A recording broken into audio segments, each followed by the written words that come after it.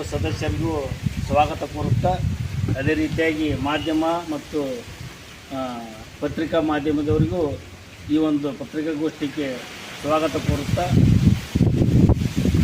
ಇವತ್ತು ಪತ್ರಿಕಾಗೋಷ್ಠಿ ಕರೆದ ಉದ್ದೇಶ ಏನಪ್ಪ ಅಂತಂದರೆ 1996ರೊಳಗೆ ನಮ್ಮ ಹಿರಿಯರಾಗಿರ್ತಕ್ಕಂಥ ವಿರೂಪಾಕ್ಷ ಸೂಡಿಯವರು ಮತ್ತು ಶರಣು ಕೋಟಿಗುರುಗಳು ಇವರ ಒಂದು ಸಮ್ಮುಖದ ಒಳಗೆ ಶ್ರೀ ಅಯ್ಯಪ್ಪ ಸೇವಾ ಸಮಿತಿ ಅಂತೇಳಿ ಸ್ಥಾಪನೆ ಮಾಡಿ ಕಾಂಗ್ರೆಸ್ ಸರ್ಕಾರವು ಮತ್ತು BJP ಸರ್ಕಾರ ಎರಡೂ ಅವಧಿ ಒಳಗನೆ ಈ ಒಂದು ನಮ್ಮ ಅಯ್ಯಪ್ಪ ಸೇವಾ ಸಮಿತಿಗೆ ಈ ಒಂದು ಜಾಗವನ್ನು ಕೊಡಮಾಡಿದರು. ಆಗ ಇಲ್ಲಿ ನಮಗೆ ಮಾಲಾಧಾರಿಗಳು ಇರಲಿಕ್ಕೆ ಒಂದು ಅನಾನುಕೂಲತೆ ಹೆಚ್ಚಾಯಿತು. ಅವಾಗ ಎಲ್ಲ ಸ್ವಾಮಿಗಳು ಕೂಡಿ ಒಂದು ತಗಡಿನ ಒಂದು ಶೆಡ್ ಮಾಡಿಕೊಂಡು ಅಯ್ಯಪ್ಪನ ಫೋಟೋ ಇಟ್ಟು ಪೂಜೆ ಮಾಡಬೇಕಂತೇಳಿ ಒಂದು ಎಲ್ಲರೂ ನಿರ್ಧಾರ ಮಾಡಿದಾಗ ಈ ಒಂದು ಶೆಡ್ಡಿನ ಒಂದು ನಿರ್ಮಾಣ ಮಾಡಿ ಇಲ್ಲಿ ಒಂದು 50ರಿಂದ 60 ಜನ ಸ್ವಾಮಿಗಳಿಗೆ ಚುಣ್ಯಕ್ಕೆ ಇರುವಂಥ ಒಂದು ವ್ಯವಸ್ಥೆ ಇತ್ತು. ಈಗ 2025-24ರ ಅವಧಿ ಒಳಗೆ ಈ ಒಂದು ನಮ್ಮ ಒಂದು ಹುಡುಗಂದ ಸನ್ನಿಧಿ ಒಳಗೆ ಒಂದೇ ಸನ್ನಿಧಿ, ಒಂದೇ ಪೂಜೆ, ಒತ್ತಟಿಗೆ ಪ್ರಸಾದ ಒಂದು ವ್ಯವಸ್ಥೆ, ಒಂದು 300ರಿಂದ 350 ಜನ ನಮ್ಮಲ್ಲಿ ಒಂದು ಮಾಲಾಧಾರಿಗಳು ಒಂದು ಹಾಕುವಂಥ ಒಂದು ವ್ಯವಸ್ಥೆ ಇದೆ. ಅದೇ ರೀತಿ ಸ್ನಾನಕ್ಕೆ ವ್ಯವಸ್ಥೆ ಇದೆ, ಶೌಚಾಲಯದ ಒಂದು ವ್ಯವಸ್ಥೆ ಇದೆ. ಆಗ ಇದೆಲ್ಲ ಮಾಡಿ ಪ್ರತಿ ಮಾಲಾಧಾರಿಗಳಿಗೂ ನಮ್ಮ ಕಮಿಟಿಯಿಂದ 1,000 ರೂಪಾಯಿ ದೇಣಿಗೆ ಅಂತೇಳಿ ಒಂದು ನಿರ್ಧಾರ ಆಯಿತು. ಆವಾಗ ಎಲ್ಲರಿಗೂ ಒಂದು ಪ್ರತಿ ಮಾಲಾಧಾರಿಗಾದ ಪ್ರತಿ ವರ್ಷ ಅನ್ನೋದು ಅದು 20 ವರ್ಷ ಹಾಕಿದವ್ರಿಗೂ ಅಷ್ಟೇ, 40 ವರ್ಷ ಹಾಕಿದವ್ರಿಗೂ ಅಷ್ಟೇ, 1ನೇ ವರ್ಷ ಹಾಕಿದವ್ರಿಗೂ ಅಷ್ಟೇ, ಪ್ರತಿಯೊಬ್ಬರಿಗೂ 1,000 ರೂಪಾಯಿ ದೇಣಿಗೆ ಅಂದರೆ ಅವರ ಸದಸ್ಯತ್ವ ಅಂತ ತಿಳ್ಕೊಬೋದು, ಮಾಲಾಧಾರಿಗಳ ಒಂದು ಕಾಣಿಕೆ ಅಂತ ತಿಳ್ಕೊಬೋದು. ಒಟ್ಟೆ 1,000 ರೂಪಾಯಿ ಆ ಒಂದು ರಸೀದಿ ಒಂದು ವ್ಯವಸ್ಥೆ ಮಾಡಿ ಆ ದುಡ್ಡನ್ನು ಉಳಿಸ್ಕೊಂತ ನಾವು ಮಾಪೂಜೆಗೆ ಖರ್ಚು ಮಾಡಿ ಅದನ್ನು ಅಮೌಂಟ್ ಉಳಿಸಿ ನಮ್ಮ ಕೈ ಒಳಗೆ ಒಂದು 10 ಲಕ್ಷ ರೂಪಾಯಿ ಅಂದಾಜು ಉಳಿದಿತ್ತು. ಅವಾಗ ನಮ್ಮ ಒಂದು ಅನುಕರಣೆ ಏನು ಬಂತು, ಅಲ್ಲೇ ದೇವಸ್ಥಾನ ಇಲ್ಲಿ ದೇವಸ್ಥಾನ ಕಟ್ಟಕ್ಕಂತ ನಮ್ಮ ಹುಣಗುಂದೊಳಗೆ ಜಾಗ ಸ್ವಂತ ಇದ್ದು ಯಾಕೆ ಒಂದು ಅಯ್ಯಪ್ಪ ದೇವಸ್ಥಾನ ಕಟ್ಟಬಾರ್ದು ಅನ್ನೋ ಒಂದು ಆಲೋಚನೆ ಪ್ರಾರಂಭವಾಯಿತು. ಅವಾಗ ಯಾಕಂದ್ರೆ ದುಡ್ಡಿನ ಅನಾನುಕೂಲತೆ ಇದ್ದಾಗ ಅದು ಬರಲಿಲ್ಲ, ದುಡ್ಡಿನ ಒಂದು ಸಂಗ್ರಹಣೆ ಆದಾಗ ಆ ಒಂದು ವಿಚಾರ ಬಂತು. ಅವಾಗ ನಮ್ಮ ಹಿರಿಯರು ಎಲ್ಲರೂ ಕೂಡ್ಕೊಂಡು ಹೆಂಗೆ ಮಾಡೋದು ಏನು ಮಾಡೋದು ಅಂದಾಗ ಎಲ್ಲರೂ ಏನಂದ್ರು, ಆಯಿತು ವಿಚಾರ ಮಾಡಿರಿ, ಅದೊಂದು ಪ್ಲ್ಯಾನಿಂಗ್ ರೆಡಿ ಮಾಡ್ಕೊಂಡು ದೇವಸ್ಥಾನಕ್ಕೆ ನಾವು ಅಡಿಗೆಲ್ ಮಾಡಿಸುವಂಥ ಒಂದು ವ್ಯವಸ್ಥೆ ಮಾಡೋಣ ಅನ್ನುವಂಥ ಒಂದು ಮಾರ್ಗಕ್ಕೆ ಬಂತು. ಹಾಗೆ ಎಲ್ಲರೂ ಕೂಡ್ಕೊಂಡು ಈ ಒಂದು ಹಿಂದುಗಡೆ ಇರ್ತಕ್ಕಂಥ ಏನಿದೆ ತಾವೆಲ್ಲರೂ ನೋಡಿ ಬಂದಿರತಕ್ಕಂಥ ಒಂದು ಇದು ಇದೆ, ಆ ಒಂದು ಜಾಗದೊಳಗೆ ನಾವು ಪೂಜೆಯನ್ನು ಮಾಡಿ ಕಟ್ಟಡ ಪ್ರಾರಂಭ ಮಾಡಿದ್ವಿ. ಕೇವಲ ನಮ್ಮ ಹತ್ರ ಇರ್ತಕ್ಕಂಥ ದುಡ್ಡು 10 ಲಕ್ಷ ರೂಪಾಯಿದೊಳಗೆ ಆ ಒಂದು ಗುಡಿ ಪ್ರಾರಂಭ ಮಾಡಿ ಮುಂದೆ ಬರ್ತಾ ನಾವು ಇವತ್ತಿಗೂ ಯಾವ ಒಂದು ಏನೋ ಫಂಡಿನ ಒಂದು ವ್ಯವಸ್ಥೆನೂ ನಾವು ಕೆಲವೊಂದಿಷ್ಟು ಕೇಳ್ಕೊಂಡ್ವಿ, ಆದರೆ ಆಗಿದ್ದಿಲ್ಲ. ಅನಿವಾರ್ಯ ಕಾರಣದಿಂದ ನಮ್ಮ ಅನುಕೂಲತೆಗೆ ಆಗಲಿಲ್ಲೋ ಅವ್ರದ್ದು ನಿಷ್ಕಾಳಜಿಯಿಂದ ಒಟ್ಟೆ ಆಗಲಿಲ್ಲ. ಮುಂದೆ ನಮ್ಮ ಸ್ವಾಮಿಗಳು ಮತ್ತು ಹುಣಗುಂದಲ್ಲಿ ಇರ್ತಕ್ಕಂಥ ಭಕ್ತಾದಿಗಳ ಹೆಚ್ಚಿನ ಒತ್ತಿರುತ್ತೆ. ಇದಕ್ಕೆ ನಾವು ನಿಜವಾಗಿ ನಾವು ನೆನೆಸ್ಬೇಕಾಗಿದ್ದು ಯಾರಿಗಪ್ಪ ಅಂದ್ರೆ ಹುಣಗುಂದದೊಳಗೆ ಇರ್ತಕ್ಕಂಥ ಅಯ್ಯಪ್ಪ ಭಕ್ತಾದಿಗಳೇನದರ ಅವರ ಒಂದು ಕಾಣಿಕೆಯ ರೂಪದಲ್ಲಿನ ಈ ಒಂದು ದೇವಸ್ಥಾನ ನಾವು ಸ್ಟಾರ್ಟಿಂಗು ಒಂದು 60ರಿಂದ 70 ಸಾವಿರ ರೂಪಾಯಿ ಖರ್ಚು ಮಾಡಬೇಕು ಅಂತೇಳಿ ನಮ್ಮ ಅಧ್ಯಕ್ಷರು ನಮ್ಮ ಹಿರಿಯರು ಎಲ್ಲರೂ ಹೇಳಿದಾಗ ಪ್ರಾರಂಭ ಮಾಡಿದ್ವಿ. ಎಲ್ಲಿ ಬಂತಪ್ಪ ಅಂದ್ರೆ 1 ಕೋಟಿ ಲೆಕ್ಕಕ್ಕೆ ಬಂತು. ಇವತ್ತಿನ ದಿವಸಕ್ಕೆ ಒಂದು 2-2.5 ಕೋಟಿ ರೂಪಾಯಿ ಒಂದು ಎಸ್ಟಿಮೇಟ್ ನಾವು ಇಟ್ಕೊಂಡಿವಿ. ಈಗ ಆಲ್ರೆಡಿ 1 ಕೋಟಿ ಒಂದು 20 ಲಕ್ಷ ರೂಪಾಯಿ ನಾವು ಆಲ್ರೆಡಿ ಖರ್ಚು ಮಾಡಿದ್ವಿ. ಅದು ನಮ್ಮ ಭಕ್ತರದು ಮತ್ತು ನಮ್ಮ ಅಯ್ಯಪ್ಪ ಸ್ವಾಮಿ ಮಾಲಾಧಾರಿಗಳು ಕೊಟ್ಟಿರ್ತಕ್ಕಂಥ ದುಡ್ಡಿನಲ್ಲಿನೇ ಈ ಒಂದು ಭವ್ಯವಾದ ಒಂದು ದೇವಸ್ಥಾನ ನಾವು ಕೊಟ್ಟಾಗಿರ್ತೀವಿ. ಮುಂದಿನ ದಿನಮಾನದೊಳಗೆ ನಮಗೆ ಒಂದು ಸಹಾಯ ಸಹಕಾರ ಅಂದ್ರೆ ದೇಣಿಗೆ ರೂಪದಲ್ಲಿ ಆಗಲಿ, ಕಟ್ಟಡಕ್ಕಾಗಿ ಏನಾದರೂ ತಮ್ಮ ಸ್ವಂತ ಏನಾದರೂ ಕೊಡಿಸುವಂಥದ್ದು ವಿಚಾರದಲ್ಲಿ ಭಕ್ತಾದಿಗಳು ಯಾರಾದರೂ ಇದ್ರಪ್ಪ ಅಂದ್ರೆ ಸ್ವಯಂ ಪ್ರೇರಿತವಾಗಿ ದೇವಸ್ಥಾನಕ್ಕೆ ಬಂದೇ ಕೊಡ್ಬೋದು. ನಾವು ಇವ್ರ ಕೈಗೆ ಯಾಕೆ ಕೊಟ್ಟರೆ ಅವ್ರು ನಮ್ಮಲ್ಲಿ ಭಿನ್ನ ಭಾವ ಯಾರ್ದೂ ಇಲ್ಲ.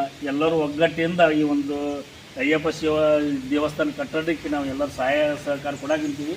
ಎಲ್ಲರೂ ಅದೇ ರೀತಿ ನಮಗೆ ಬೆಂಬಲ ಕೊಟ್ಟರೆ ನಾವು 300 ಜನ ಮಾಲಾಧಾರಿಗಳು ಇದ್ದರೂ ನಮಗೆಲ್ಲ 300 ಜನನೂ ನೀವು ಮಾಡಕ್ಕೆ ನಿಂತೀರಿ ಒಂದು ಸಂತೋಷ ರೀ. ಇಂಥದ್ದು ಎಲ್ಲಿಯೂ ಆಗಲ್ಲ. ಯಾಕಂದ್ರೆ 4 ಜಿಲ್ಲೆ ಅಂದರೆ ಬಾಗಲಕೋಟೆ, ಬಿಜಾಪುರ, ರಾಯಚೂರು, ಕೊಪ್ಪಳ ಇವು 4 ಜಿಲ್ಲೆ ಒಳಗನ ಏಕೈಕ ದೊಡ್ಡ ದೇವಸ್ಥಾನ ಅಯ್ಯಪ್ಪ ದೇವಸ್ಥಾನ ಎಲ್ಲಿ ಆಗತ್ತಪ್ಪ ಅಂದ್ರೆ ಅದು ಹುಣಗುಂದ ನಗರದೊಳಗನ್ನ ಕೆಮ್ಮೆಯಿಂದ ಕೊಡ್ತೀವಿ.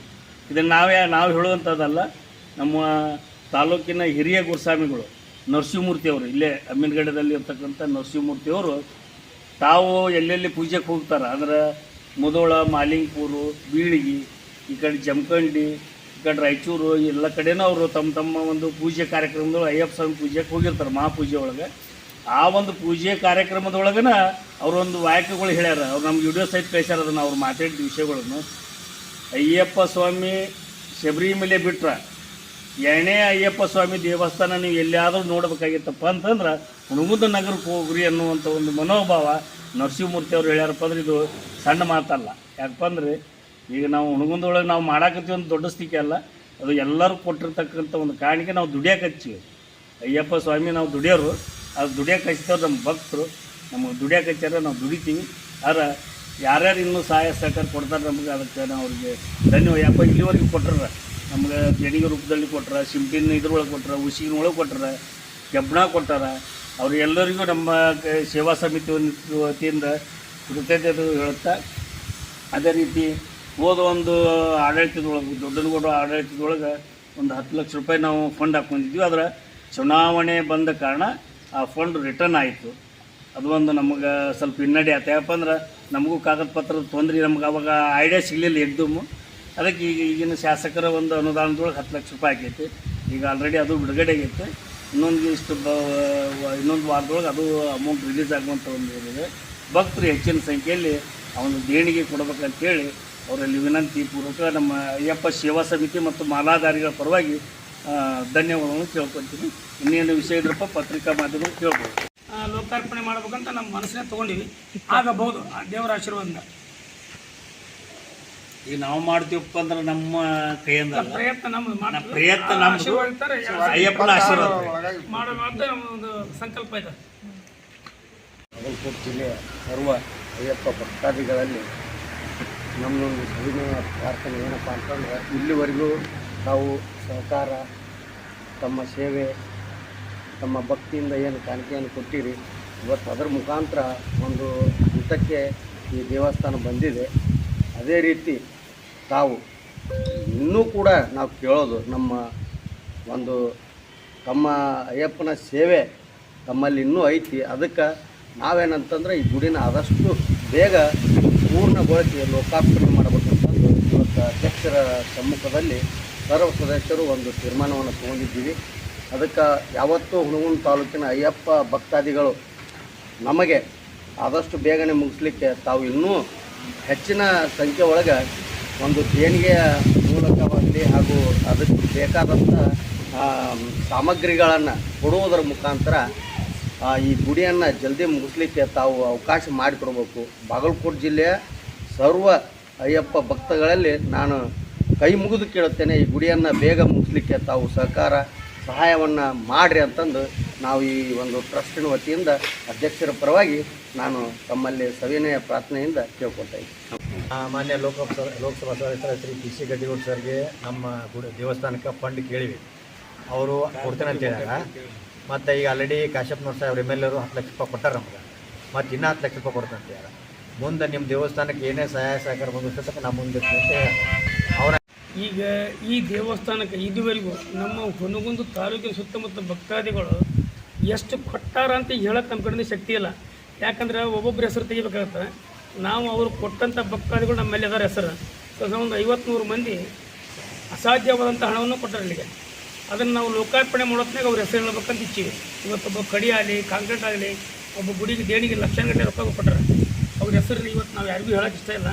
ನಾವು ಲೋಕಾರ್ಪಣೆ ಆಗೋತ್ನಾಗ ಆ ವಿಷಯನ ಬಹಿರಂಗಪಡಿಸ್ತೀವಿ. ಅಲ್ಲಿವರೆಗೂ ನಾವು ಇನ್ನಿತರೆ ಭಕ್ತಾದಿಗಳು ಹಿಂಗೆ ಕೊಡಲಿ ಅಂತ ಕೇಳ್ಕೊತೀವಿ ಅಷ್ಟೇ. ಹೆಸರು ಹೇಳೋದು ಮುಖ್ಯ ಅಲ್ಲ ಇವಾಗ. ಅದನ್ನು